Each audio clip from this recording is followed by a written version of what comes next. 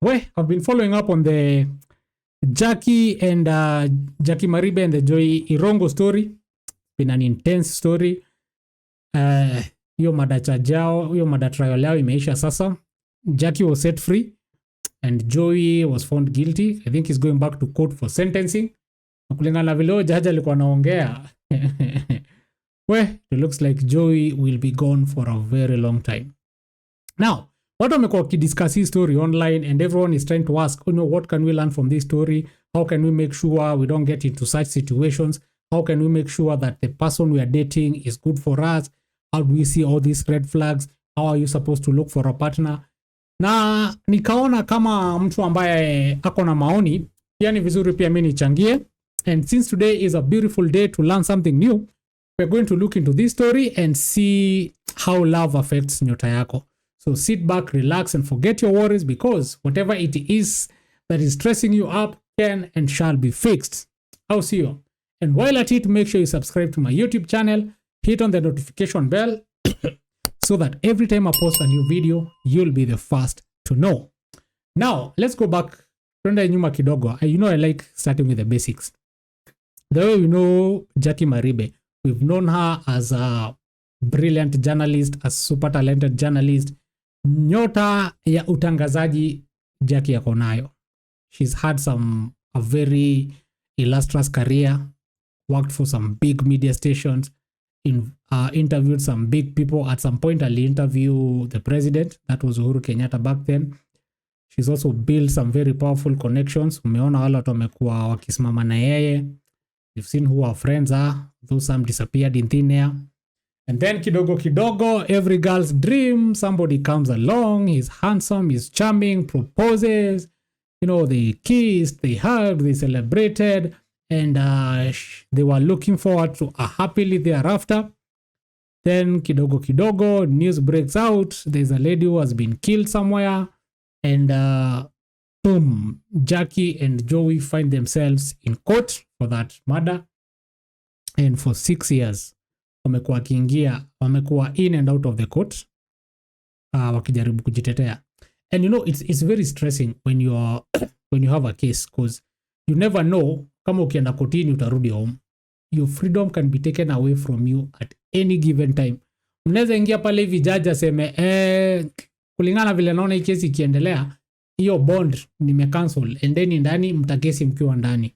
Ama unaweza enda upatikane na situation, maybe emergency katoke mali ukose kufika kotini, and then the judge goes like hiyo ni madharau, and for that reason I've cancelled your bond, ingia ndani, warrant of arrest mbio.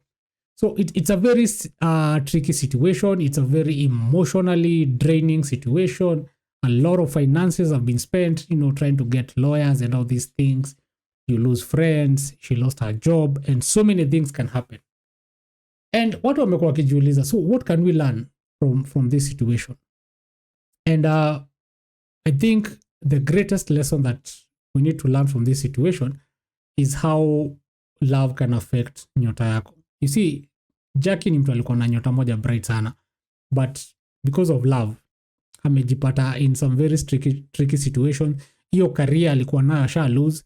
I don't know if she'll ever get back on her feet. Now we just have to wait and see and hope and wish her the best. But you need to understand one thing when it comes to relationships, dating, love is of it too. That love is an exchange of energy. The moment you love somebody, the moment you interact with somebody, you are exchanging energies with this person. So the energies that this person is carrying, they are going to affect you. If it's good energy, it can affect you positively. If it's bad energy, it can affect you negatively. And that kind of energy can help you shine your star, or it can dim your star. Kuna mtu akiingia kwa life yako, ulikuwa unaendelea vizuri, you had your career, you had your things figured out, your finances were in order, you had your plans, everything was working out for you. But the moment this person gets into your life, mambo inaharibika. Ulikuwa mtu financially stable, unajipata kwa madeni saa zote. Ulikuwa mtu uko na amani, ulikuwa tu mtu umefurahia saa zote, sasa uko na hasira. time yote ni kujam, matusi, anga, yani kuna anga ingine mpaka hata inaweza chemsha githeri. Like somebody gets into your life and messes your life completely. They come and inject some very toxic energy in you mpaka unabadilika. Even the way you start thinking, the things you start doing. That's unapatanga wengine hata they've killed their partners because of the toxicity, the negative energy that has been pumped in them, the demons that have been passed down to you. Mpaka unajipata siku moja umechukua kisu unadunga huyo mtu hata ujielewi. It's only later una realize kuna mtu nimeua hapa. It happens. Mtu anaingia kwa life yako anaiturn upside down. They isolate you from your family. They isolate you from your friends. Yani mtu mpaka inafika mahali because of the energy they injecting in you mpaka unasikia ni kama umechizi. Because this person is always blaming you for things you've done, things you've not done. Hata ujielewi. You even lose your identity. You don't know who you are. Because of the kind of energy that you're exchanging with this person. They are injecting so much negative energy in you mpaka wewe mwenyewe unajisahau.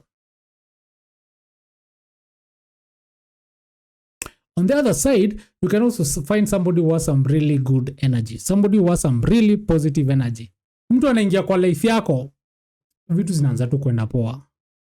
Ulikuwa kidogo una struggle decision making, you find somebody who is very good with their decisions.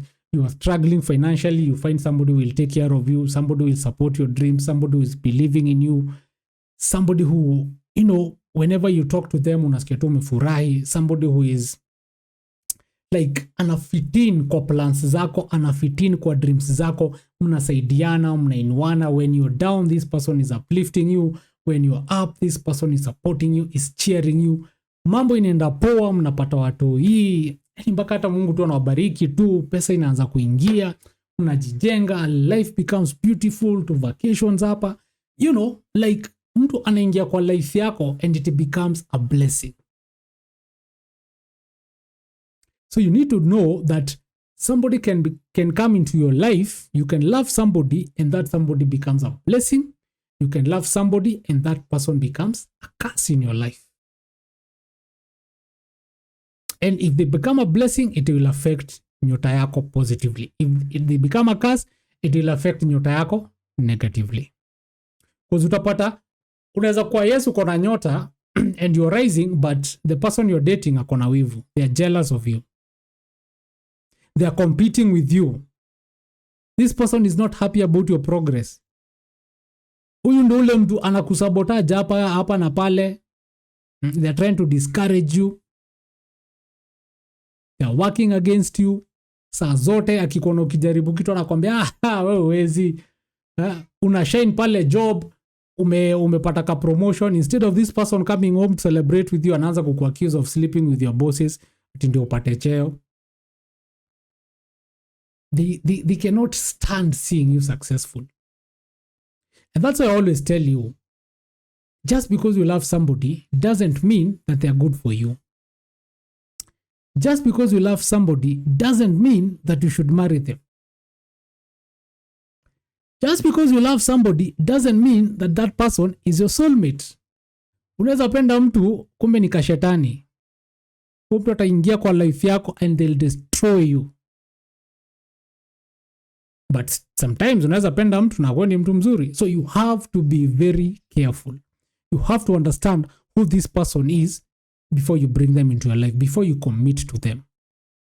That's why I always encourage you. Ukianza kuona relationship yako ama you're starting to get serious with somebody, you're starting to like somebody too much, always do a compatibility test. Kuja tufanye compatibility test. I know it will cost you some money. I know some people say it's expensive, but look at it this way. Would you rather lose your life or spend a few thousands to know if this person is right for you? Would you rather waste your time 3, 4, 5 years of your life with somebody who you shouldn't have been with in the right in the first place? Would you rather risk your potential? Would you rather risk your purpose or spend a few coins to know the person that you're getting into a relationship with? You see, this is the best thing about a compatibility test. Unakuja tunaangalia, who are you? What energies do you have? What are you missing in your life? What do you need in your life? What is the kind of what is the best type of situation? What kind of partner do you need? What do you need a partner to bring into your life? What do you want them to bring to your table? Tunaangalia, tunaona okay, you have this strength, you have this weakness. So ukapata mtu anakucomplement hapa, anakusupplement hapa, it will work. Then we go look at your partner. We see what they have, what kind of energies they have, what are their strengths, what are their weaknesses, how is their past like, what is their purpose, what is their path, are you guys compatible, how are you guys compatible? Because pia compatibility comes in many ways. Kuna ile mnaweza kuwa very different people but you have some very unique characters that can supplement each other and you end up with a very good relationship. Kuna kitu una struggle lakini mtu mwingine ako poa, mnaweza saidiana hapo. Kuna mali ana struggle lakini uko poa, mnaweza saidiana hapo. It's always good to know if you're compatible with somebody before you get deep with them. That way unaingia ukiwa confident mpaka unajua the areas where you guys can work together, where you let one person take the lead or where you let this other person be in charge of something, because now you already know this person well.